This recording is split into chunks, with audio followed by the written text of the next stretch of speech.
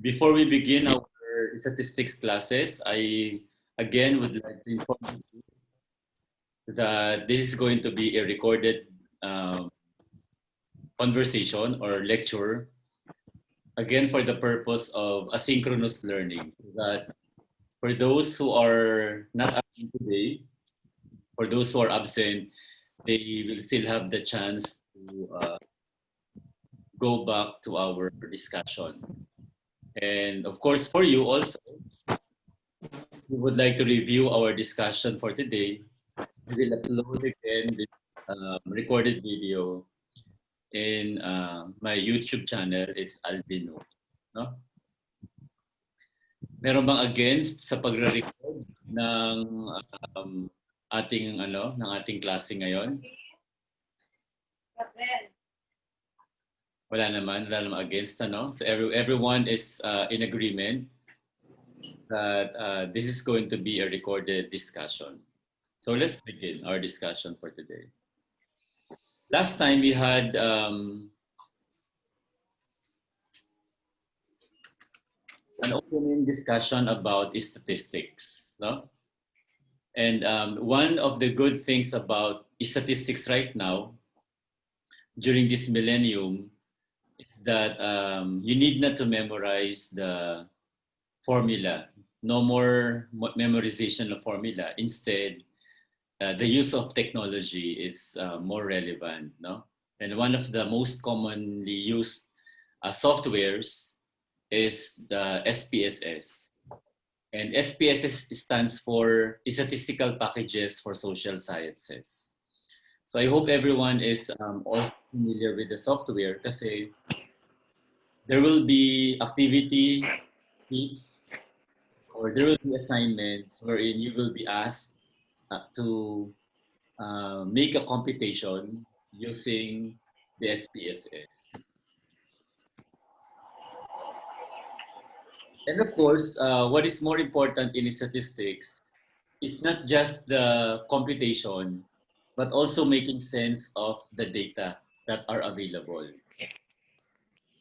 Kasi walang saysay ang data mo, kahit na-compute mo siya, kung hindi mo naman naiintindihan. Ang importante dito ay naiintindihan natin yung ibig sabihin ng data na pinipresent sa atin. Especially for research, that we will be gathering so many data, large numbers of data.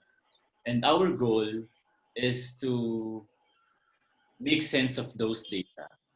And that will be our objective in our statistics classes.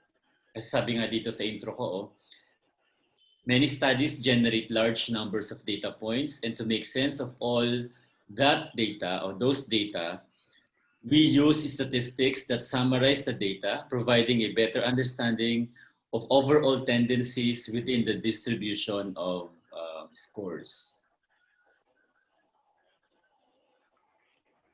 And of course, you also know that there are two types of statistics, no? And these are descriptive and inferential. Descriptive and inferential. Apo. I-mute ko muna kayo ha. Ako muna magsasalita ngayon. And then later on, I will give you the chance to speak up, no?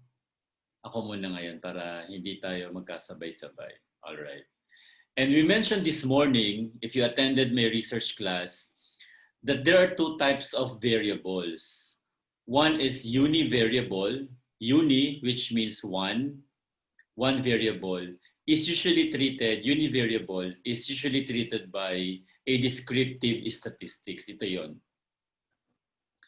Now, if your variable becomes bivariable or multivariable, the statistics that will be needed will be inferential statistics. No? So sana malinaw yun, ano?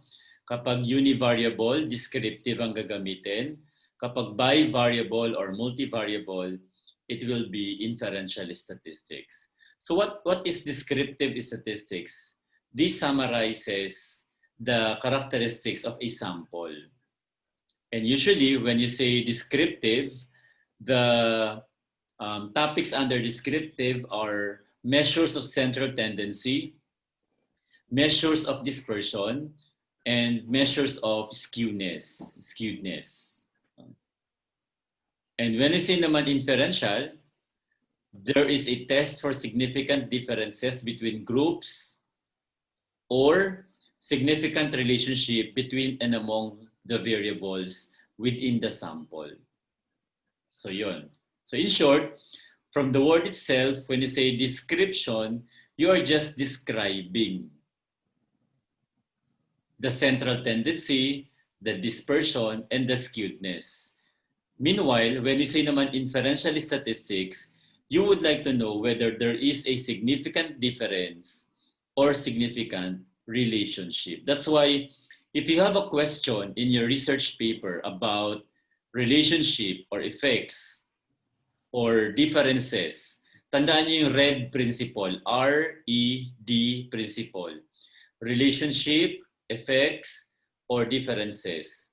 Ang ibig sabihin nun, inferential statistics na po yung gagamitin natin. No? So those are the two types of statistics.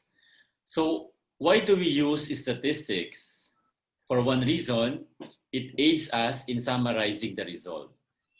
Kasi we cannot make a generalization if the data are not summarized.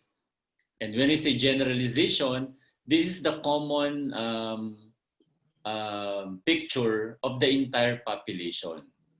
We can only make generalization or conclusion if we summarize the result. Another reason for using statistics is that it helps us recognize underlying trends and tendencies in the data. No? Pag sinabi nating trends, para ka nang si Madam Auring, pwede ka na mag-predict. No, halimbawa, you would like to know the trend whether the IQ of the students can predict their not performance. O, yun yung trends, no? So magkakaroon ka na ngayon ng prediction. Kasi ang statistics kayang gawin yon. And yung mga tendencies, kaya nga meron tinatawag na central tendencies, etc., etc. Statistics also aids in communicating the results to others. No? So that's why through statistics, the data, no, the large data that we have, it can help us to come up with an acceptable conclusions and recommendations at the end of our research paper. Now, kapag ang ginamit mo, usually statistics would always utilize computation. And kailangan dyan yung 5 senses natin. Importante yun. And when we say statistics, we make sure that our data are numerical in nature. It may also be categorical. It may also be ordinal, inabanggit natin dati. So any type of data can be treated by statistics.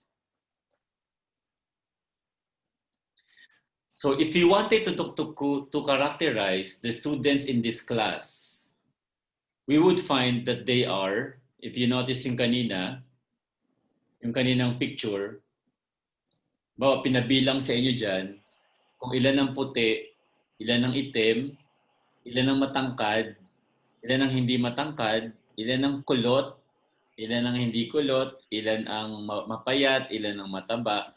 Actually, that is what you call descriptive statistics. You are describing the entire population. No? Kaya pag ganun ang mga tanong, that is statistics. Halimbawa, dito sa population na to, if you would like to know the general age of the average age of the population, if you would like to know the common occupation of this population, if you would like to know the race, the origin, etc., etc., that is what you call descriptive statistics. That's why sometimes when we profile our respondents, we use descriptive statistics, including the distribution, whether how many males and how many females are present in the population. And that can be done by a descriptive statistics. And frequency distribution is usually done if you would like to count. No? Usually, we do counting by doing a frequency distribution. So the frequency with which observations are assigned to each category or point on a measurement scale. So that is frequency distribution. And this is the most basic form of descriptive statistics. In short, sa Tagalog, kapag nag-frequency distribution ka, nagbilang ka. Binilang mo kung ilan ang estudyante mong matataas ang IQ. Binilang mo kung ilan ang estudyante mong gumagamit ng internet, gagamit ng internet para sa October 5. Binilang mo ang mga teachers na updated sa technology. Ang tawag doon, frequency distribution yon. And through frequency distribution, it may be expressed also as a percentage of the total sample found in each category. Through statistics also, it can help you compute for percentages. Malalaman mo how many percentage of your total population has an internet connection at home. Di ba? Yung mga DepEd teachers ngayon, yan ang common problem ngayon ng mga DepEd teachers kasi hindi lahat ng public school pupils or students or learners ay merong internet connection sa bahay. No? Kaya nga ang ginawa ng DepEd ngayon, printing of modules at picking up or delivering. Yung iba kasi pinipick up, iba dinideliver. So actually yung mga data na ganon ay pwede nyo nang gawing pwede nyo nang gawan ng statistical computation and percentages. No? So the distribution is read differently depending upon the measurement level. Nominal scales are read as discrete measurements at each level. Ordinal measures show tendencies, but categories should not be compared. And interval and ratio scales allow for comparison among categories. So these are what we call distribution that are dependent on the scale. The scale may be nominal, no? Pag sinabi nating nominal, ito yung categories, categorical. Halimbawa, how many from your students are males and how many are females? How many came from a rich family and ilan naman yung mga hindi masyadong mayaman, parang ganon. Pag sinabing ordinal, ano yan? Rank. Usually may ranking. No? Yung mga nagtatrabaho sa eskwelahan na merong special science class, usually, nirarank yan. Yung pinakamagagaling, yun ang nilalagay sa special science class. No? And meron din ng mga sectioning na pag nasa section 1 ka, kadalasan nandiyan ang mga matatalino. Habang lumalayo yung section, nandiyan yung mga pasaway. Parang gano'n. Ordinal measures, so nirarank natin ang mga estudyante natin. Interval and ratio scales, actually, pag sinabing interval, numerical ito. No, numerical. 1:2 pag ratio, 1:5, etc., etc. So, there are many types of frequency distribution that are dependent on the scales that we are going to use. Sample lang yan, no? Ayan, mga distribution. And actually, through statistics and through the help of technology, we can immediately come up with possible graphs, mga pie graphs, bar graphs, no? And through the aid of technology, malalaman kagad natin, in this case, distribution of language, sex, violence, codes, etc., etc. Parang ganun. Para madali mo siyang makikita. Kung ikaw ay magaling sa Excel, actually ang Excel application ay pwede nang tumulong sa statistics. And through Excel also, pwede ka makaka-come up ng mga bar graphs, pie graphs, etc. etc. Ayan, ito yung bar graphs natin. Na ang kagandahan sa SPSS ay hindi ka nagagawa, hindi ka na magmamanual na gagawa ng bar graph. We will have one meeting wherein tuturuan ko kayo kung paano gumamit ng SPSS, and using the data that you have, you can come up with such kind of bar graph or pie graphs. No? Yun ang kagandahan sa SPSS or technology natin ngayon. Kung walang SPSS, actually, sabi ko nga kanina, Excel ang pinakamadali. Ayan. Yan ang mga sample outputs ng statistics, no? Na madali nating basahin. Actually, ang pinaka-importante dito ay hindi lang marunong tayong gumamit ng software, kundi dapat marunong tayong mag-interpret kung anong meaning noon. Kung anong meaning ng data na pinipresent sa atin. So pinapakitaan ko lang muna kayo ng mga sample figures. These are actually figures that are called byproducts of statistics. And part of descriptive statistics is what we call normal distribution. So many characteristics are distributed through the population in a normal manner. Ano yung normal curves?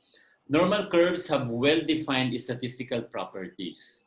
And parametric statistics are based on the assumption that the variables are distributed normally. Kaya pag sinabing parametric statistics, that is the most commonly used statistics. And this is the famous bell curve. No? Mamaya makikita nyo. Where many cases fall near the middle of the distribution and few fall very high or very low. Yan ang example ng bell curve. Kung narinig nyo na yan. Yung bell curve na yan, ang example is IQ. Ang sinasabi dito na ang mga respondents ay hindi lahat yan nasa isang lugar lang. Ibig sabihin, yung mga respondents mo ay magkakaiba ng characteristics. Kapag kumuha ka ng respondents mo, you do not expect that all of them are equal in terms of characteristics. Kaya di ba, sabi sa psychology, no two individuals are the same. So therefore, we do not compare our students, no?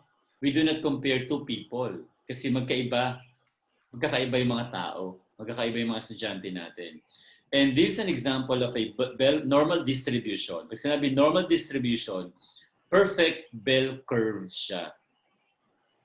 At most commonly, kung ito yung center,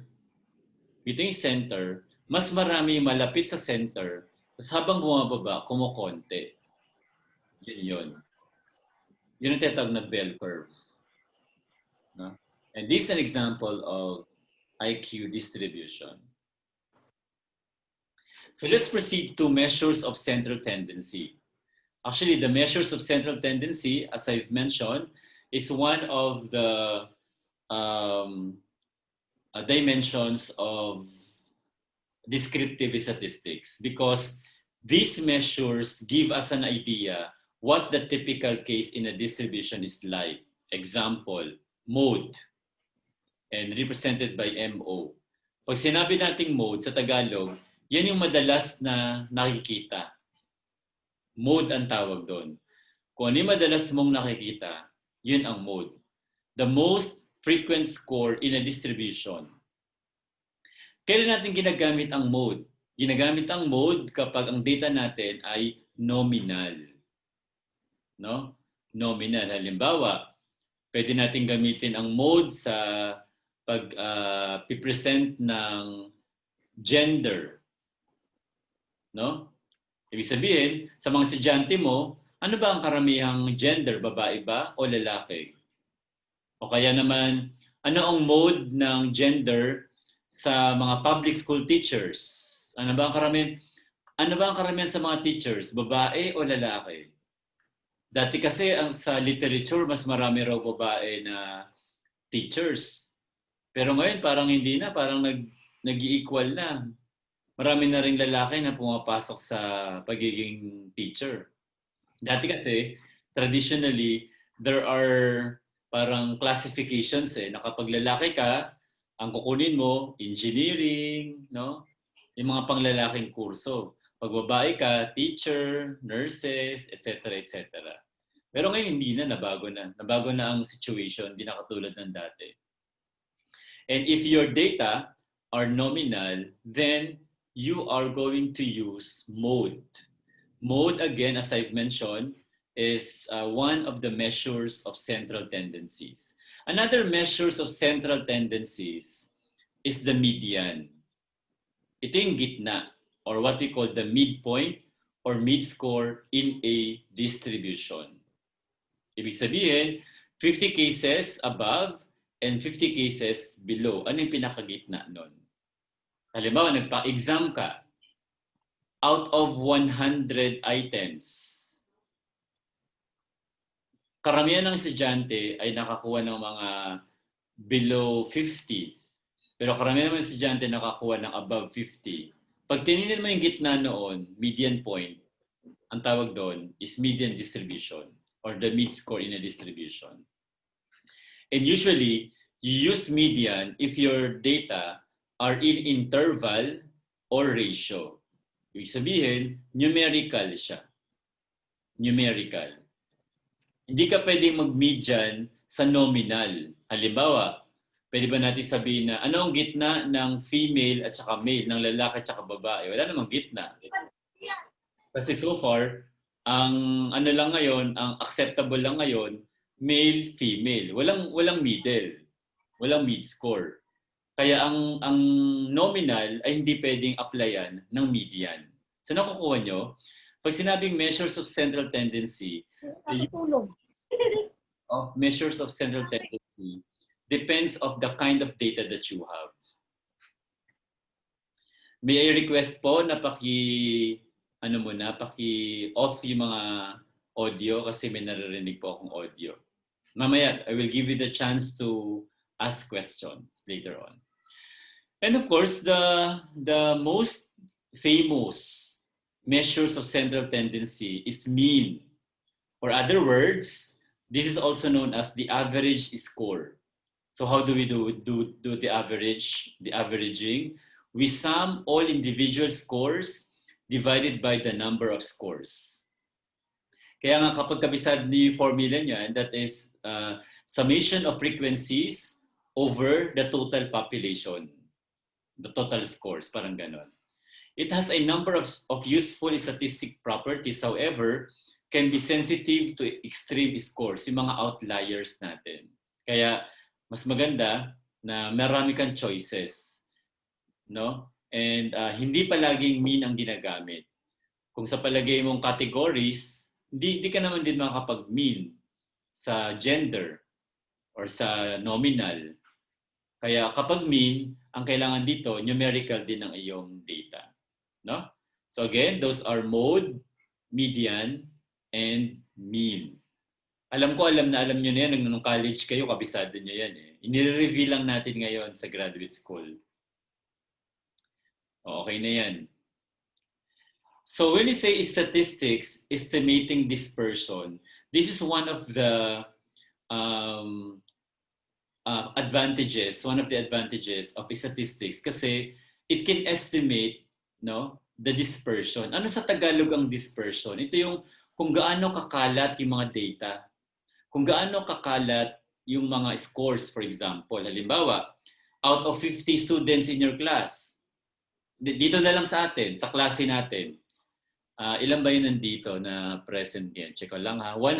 I have 121 participants.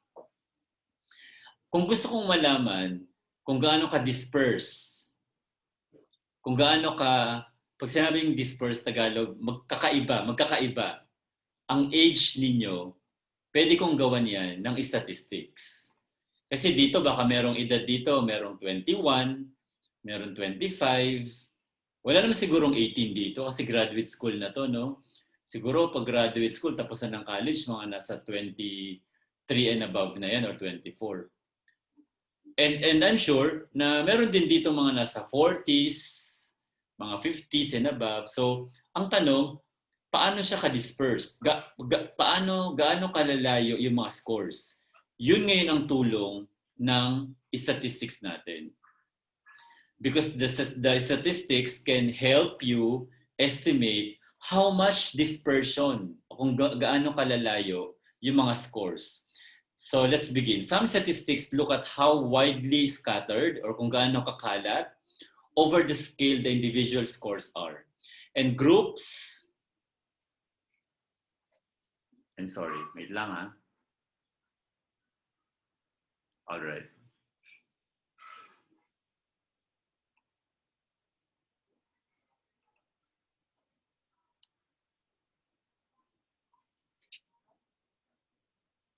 All right. And groups with identical, sorry.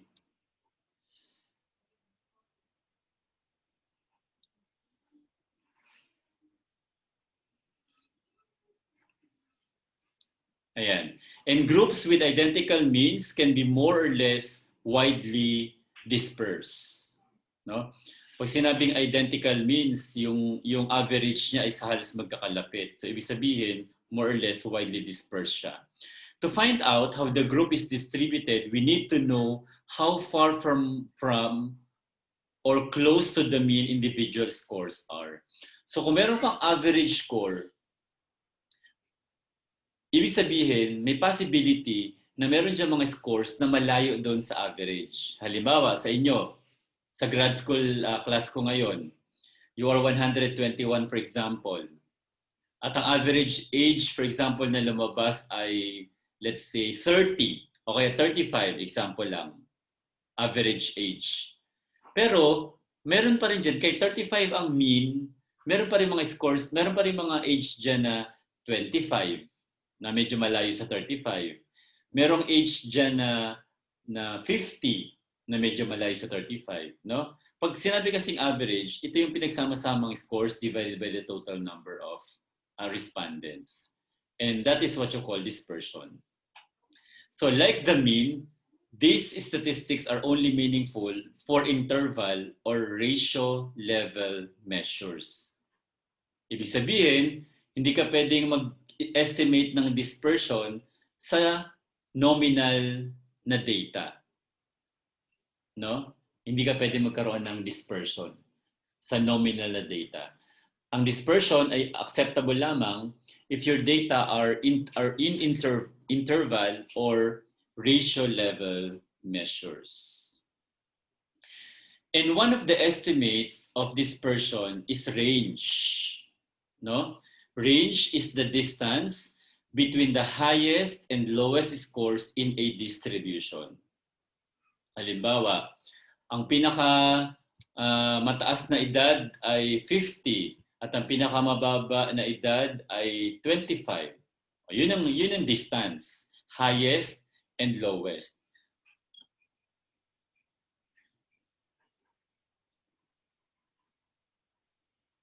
Sorry. And this is sensitive to extreme scores. Yun nga sinasabi ko, na sensitive siya sa extreme scores. Makikita mo talaga na yung magiging difference, no? It can compensate by calculating interquartile range, which means distance between the 25th and 75th percentile points, which represents the range of scores for the middle half of a distribution. By the way, pag sinabi nating range, ito yung difference ng highest and lowest natin. Yun lang yun. And usually used in combination with other measures of dispersion. It's nice to know that you know that there is such a thing as range. Pero sa actual research ay hindi naman masyadong ginagamit yung range na yan. Unless magkakaroon ka ng distribution ng scores, saka lalabas yung range. Pero ang maganda sa statistics, it can already provide you with possible range. No? Kaya lang, for the purpose of discussion, ay kailangan kong i-discuss sa inyo to. Pero sa SPSS kasi, hindi na kayo magko-compute niyan. Ang gagawin niyo lang sa SPSS, you input the data You input the scores, and then in just few clicks away, ikaw ang magkiklik, magpipindot kung ano yung mga gagamitin mong statistical test. It will already provide you with computation after some time. No? Ayan, yung range. Ito yung sinasabi ko, 38, 77. Parang ganon. I'm sorry.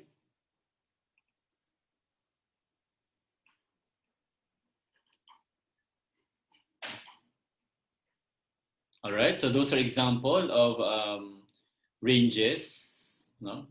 Another estimates of dispersion is variance. No?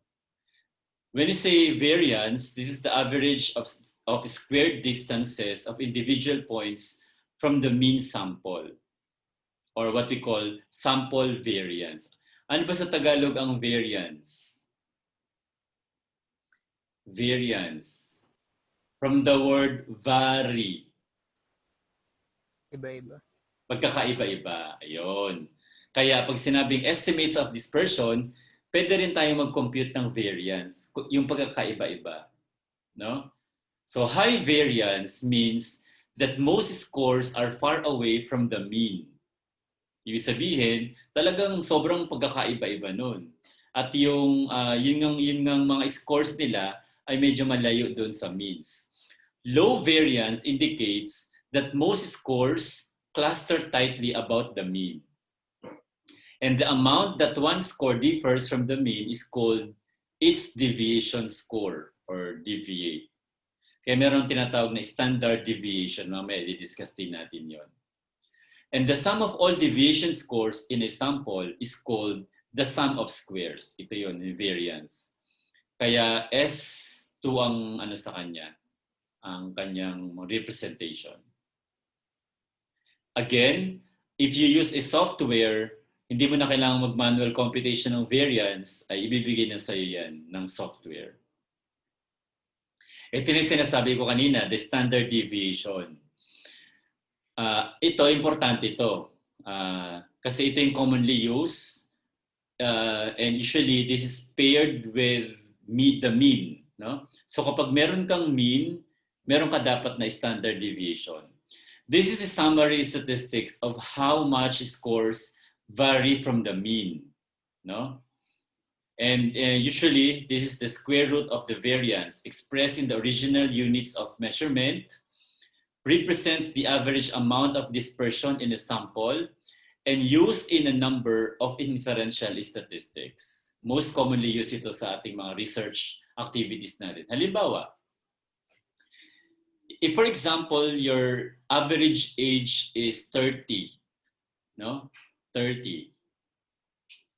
Tapos, ang lumabas na standard deviation is, for example, 5. Ang magiging tanong nun is, what does it mean? How will you interpret an average age of 30 with standard deviation of 5? So when we say standard deviation, that has a positive and negative sign. Diba? Kaya nga dun sa bell curve, kung naalala niyo kanina, yung shape, merong nasa right side at merong nasa left side. Yung nasa right side, positive sign yon, positive. Yung nasa left, negative. So standard deviation has a positive and negative sign. So pag sinabi natin standard deviation of 5, that means to say plus minus 5 yan. Plus minus 5. So ano ibig sabihin nun? Ang gagawin mo, para maintindihan mo yung average na 30 tsaka standard deviation na 5, gagawin mo 30 minus 5, 25. 30 plus 5, 35. Ano ibig sabihin nun?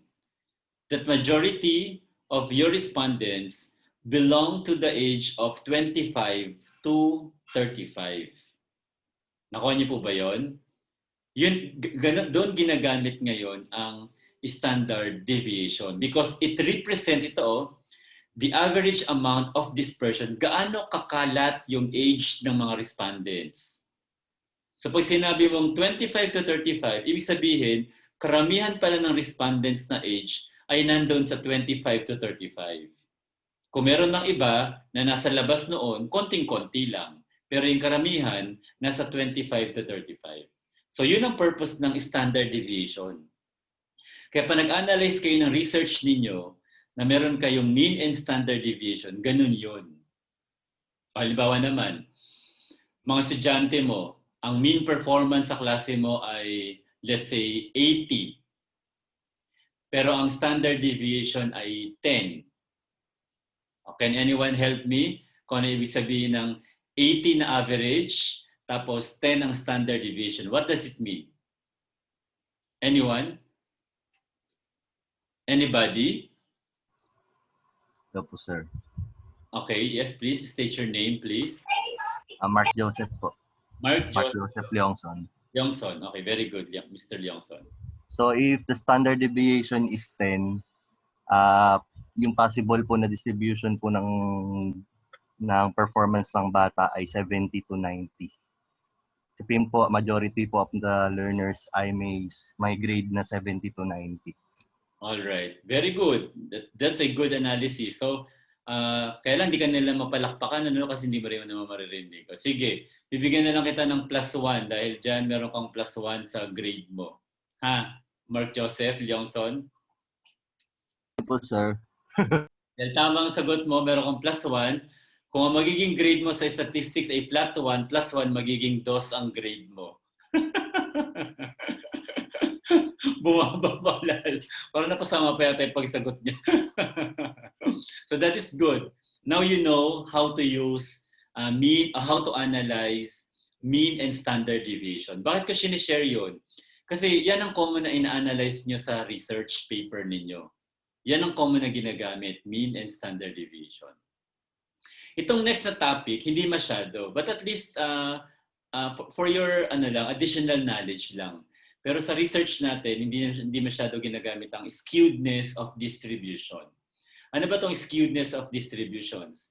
It measures look at how lopsided distributions are. How far from the ideal of the normal curve they are. How skewed. Ibig sabihin, gaano siya ka-curve. No? Yun ibig sabihin ng skewedness. When the median and the mean are different, the distribution is skewed. The greater the difference, the greater the skew. Yun ang meaning ng skewedness. Pag sinabing skewed, medyo pumaling yung curve. No? At ang sabi nga narito, when the median and the mean are different, doon nagkakaroon ng greater skewedness. So, hindi na siya nagkakaroon ng perfect curve. Hindi na nagkakaroon ng perfect curve.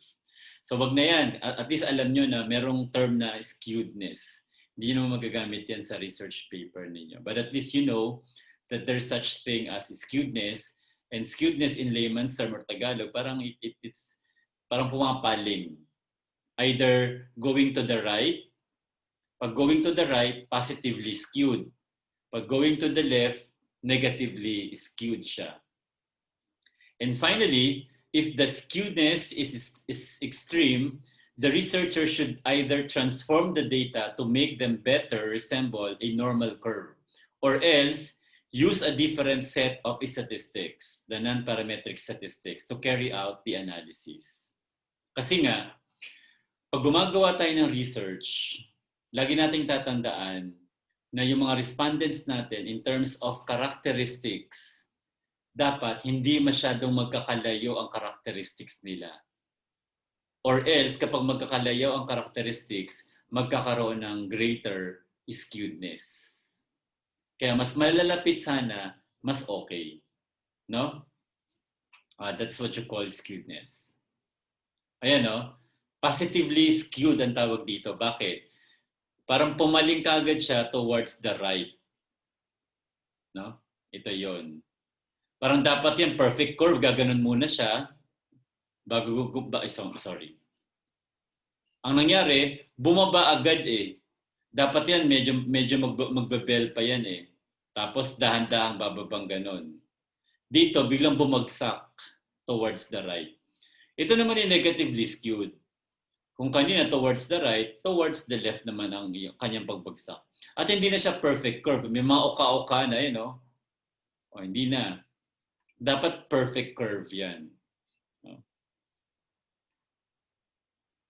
So this is an example of distribution of posting frequency on the utilization of internet. No? Tingnan nyo to, ano ibig sabihin nito? Ito yung, ano itong nasa baba? Ito yung mga tao. No? Ito yung, ano kaya ito? Number of frequency of utilization. No? So ibig sabihin, skewed to the right ito.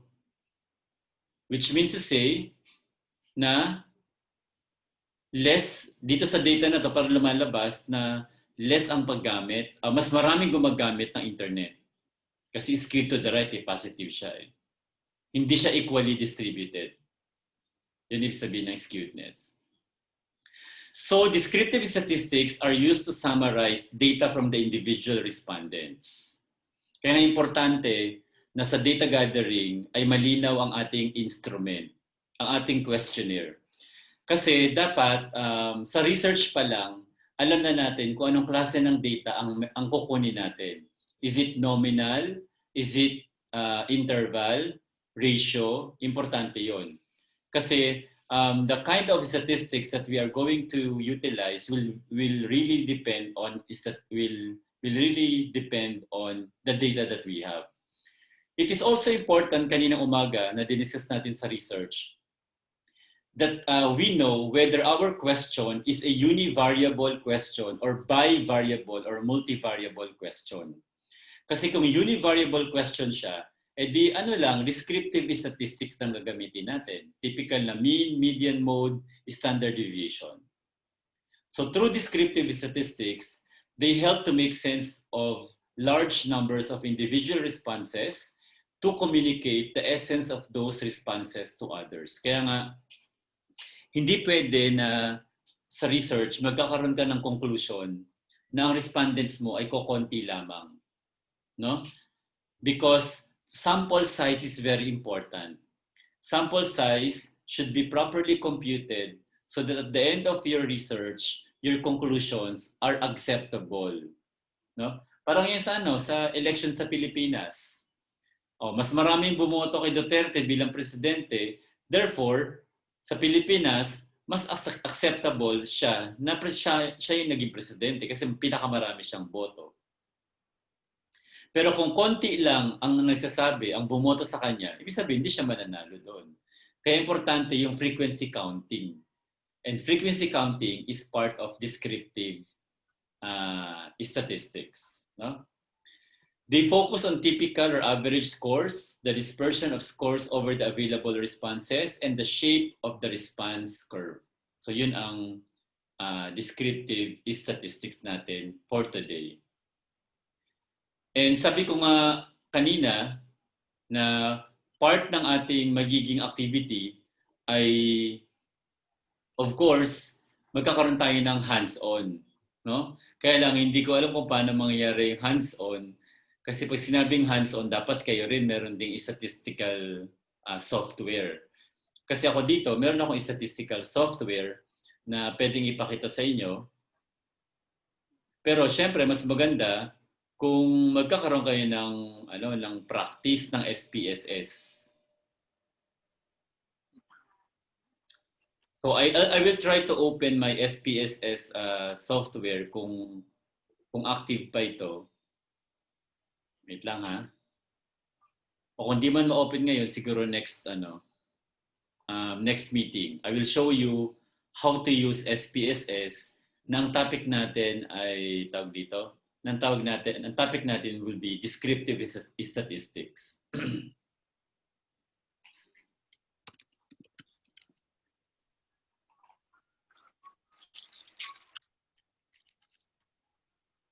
Okay, so hindi ko makita yung aking SPSS dito sa aking, ito pala.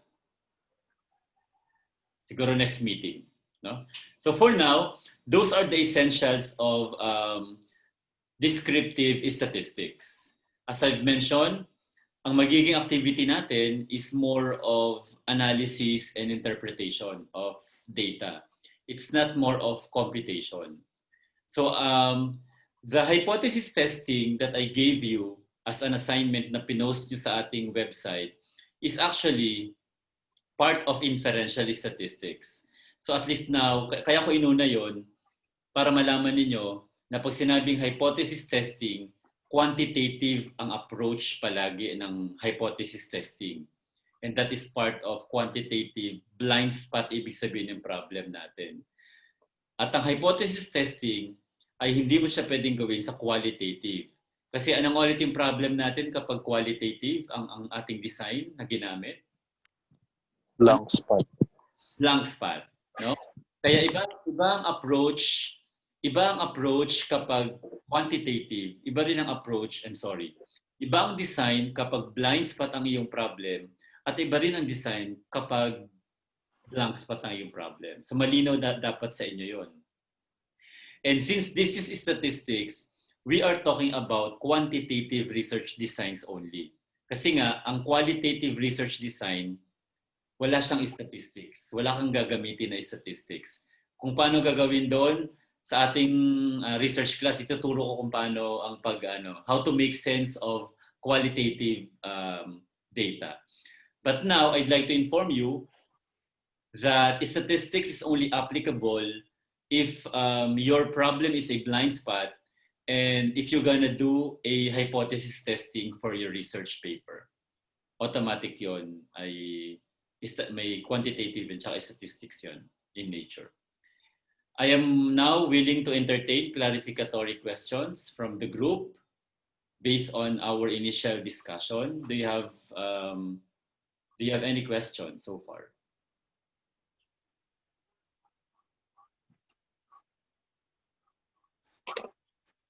Wala? Okay. So, kung wala, your assignment, kasi gagawin ko dun sa pinost ninyo, siyempre, checkin ko lang naman isa-isa yon. At pagdating ng topic natin about inferential, ay saka nyo malalaman whether tama or mali yung mga na-download ninyo. No, yung mga pinost nyo ron, malalaman ko kung tama or mali yung na print screen niyo from the internet, no? But for now, your assignment is sana magkaroon kayo ng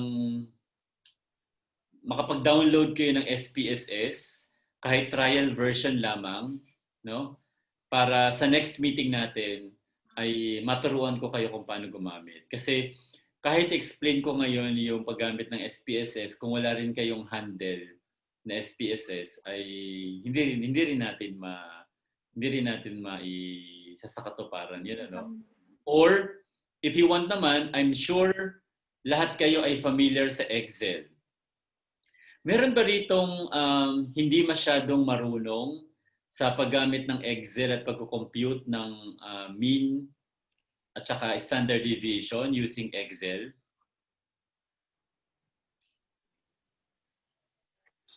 Yung magsisay ng yes, ibig sabihin ay hindi pa masyadong familiar sa paggamit ng Excel as a tool for statistics.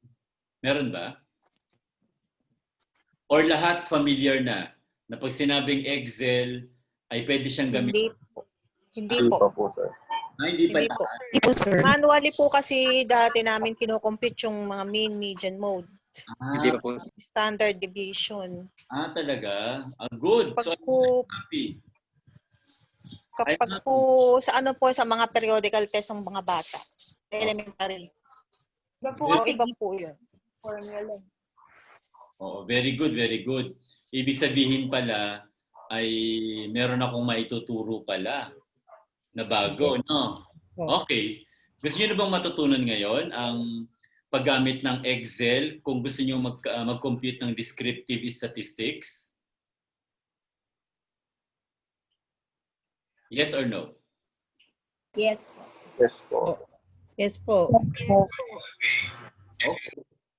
No problem. So, I will open a Microsoft Excel file. Nakikita niyo ba? Kita nyo po? Opo. Po. So, Yes sum po, sir. Yes, sir. Opo. maliit o malaki? Kita ba? Medyo maliit po. Medyo maliit. Lakihan ko ng konti. Ayan.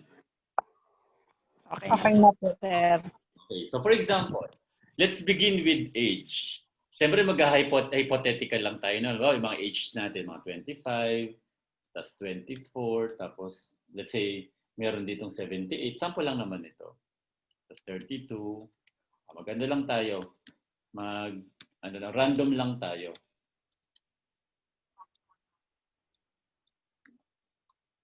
So ilan na to? 2, 4, 6, 8. Okay. So halimbawa lang, yan ang respondents mo. Siyempre, usually marami yan. No?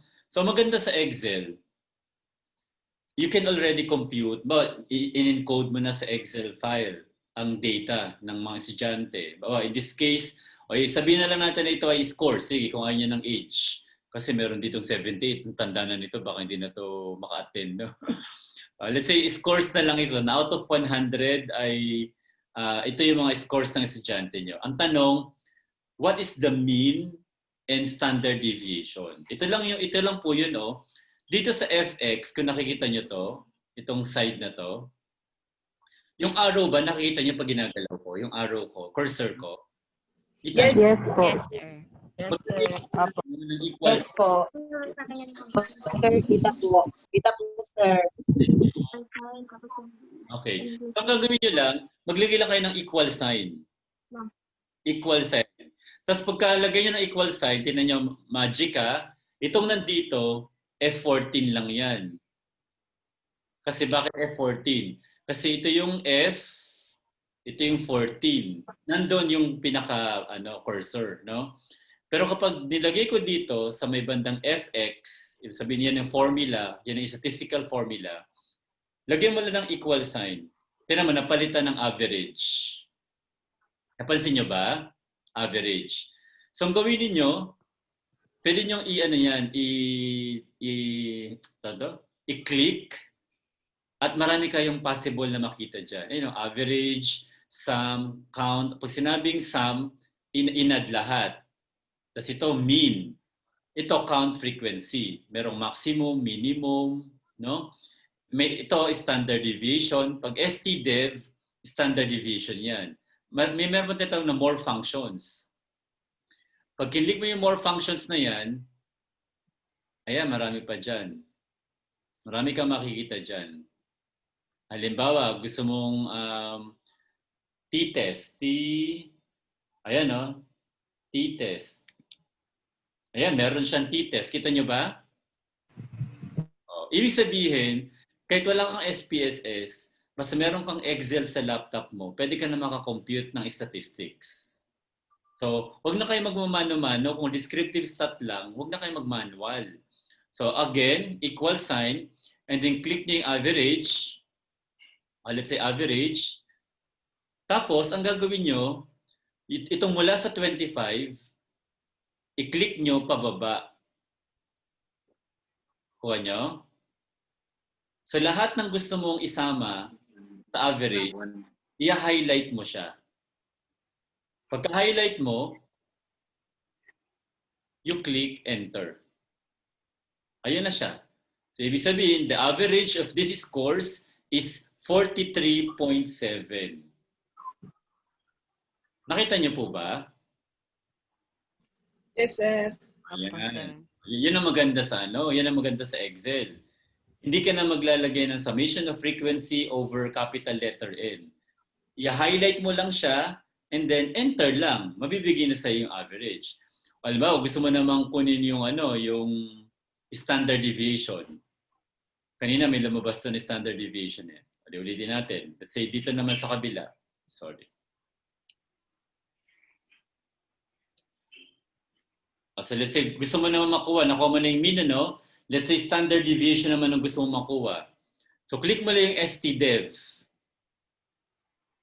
stdev. Tapos highlight mo yan. Ulitin mo lang yung pag-highlight mo and then enter. Yun. Ang standard deviation is 19.92. No? Ngayon, Yung decimal point, napakadami. Ilan yan? 7 yata yan. Pwede mong bawasan yan. Nasaan ba yung pambawas natin dito? Ay, sorry. Ayan, tingnan nyo, oh. Decrease the number of decimal places. Usually, ang acceptable, 2 decimal places lang. So, 19.92 ang standard deviation. Ulitin natin. Yung kanina, yung average, sorry. Kunin natin yung average, for example. Yung kanina, average, balik lang natin, kasi nabura ko, average score. Tapos highlight mo lang ulit. And then enter. O, so ibig sabihin, close mo na ito kung di mo na kailangan. Ibig sabihin, the average score is 43.7 with standard deviation of 19.92. Nakuha niyo po ba? O, wala kang manual computation, nandyan ng lahat sa Excel. At partida, hindi pa tayo gumagamit ng SPSS niyan. Pero kahit gumamit ka ng SPSS, ganyan din ang magiging result niyan. Kaya nga, the simplest form of statistical package ay Excel. Aaralin nyo lang siya. So we will have more discussion about Excel siguro, lalo na kapag nag-inferential na tayo. But for the meantime, yan lang muna yung ginagamit natin, mean and standard deviation. Ayusin ko lang yung SPSS ko, ipa-properly install ko lang, and then next week or the following meeting natin, ipapakita ko sa inyo kung paano ang paggamit ng SPSS kapag may data na kayo. Kaya ang assignment nyo sa akin ngayon ay using your own data in school. Kahit anong klaseng data na meron kayo. Bawa, mga estudyante nyo, grades ba, age, kayong bahala. Ang gagawin nyo ay magko-compute kayo ng mean and standard deviation using Excel. So parang ganitong ginawa natin. Lalagyan mo lang ng label. Bawa, ito yung STD or standard deviation. Tapos ito yung mean. Alright? So ang gagawin nyo lang, i-print screen nyo lang itong part na to, yun yung pinaka-assignment nyo. Para makita ko na gumamit kayo ng Excel sa pagko-compute ng standard deviation tsaka mean. So again, ang posting ay doon sa ating webpage. Clear po ba ang ating assignment? Yes po. Yes po, sir. Yes po, sir. Okay. So, you will notice na non-traditional tayo. Kasi ang ini-expect nyo siguro yung statistics ngayon is manual program. Nga po, masakit po sa ulo yun. Masakit sa ulo yun. Siyempre, yung ulo na yun, dapat ingatan yan. Huwag pa sasakitin. Kaya, para hindi ko na kayo mapahirapan, ay hindi na kayo magmamanual. Lahat ngayon ay puro software gagamitin natin or Excel na gagamitin natin. At the same time, ang maganda dyan, in your own respective classes, hindi na kayo magmamanual ng ganyan. Kung di nyo kabisado, at least naituro ko sa iyo. Hindi ko alam na hindi nyo pa pala alam. I'm happy, nakadagdag ako sa knowledge nyo. Ng Excel pala, pwedeng pang-compute ng mean and standard deviation ng mga grades ng estudyante tsaka ng age. Pwede yun. Alright? So, do you have any more clarifications? Do you have any question? Kasi I am done with descriptive statistics.